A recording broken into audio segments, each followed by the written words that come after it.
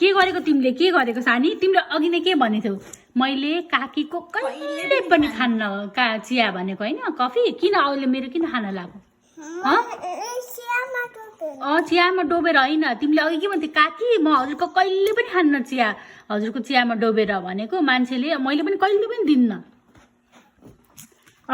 हेर न हजुर कस्तो बदमास हो के त्यही त मेरोमै डुब्न पर्यो कस्तो छ के गर्ने होला यो नौटङ्की ऊ अर्कीले बोलाइथ्यो त गरेर एक्लै भयो भनेर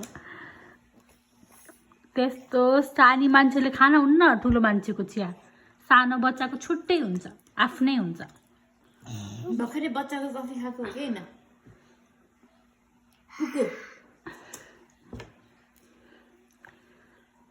ल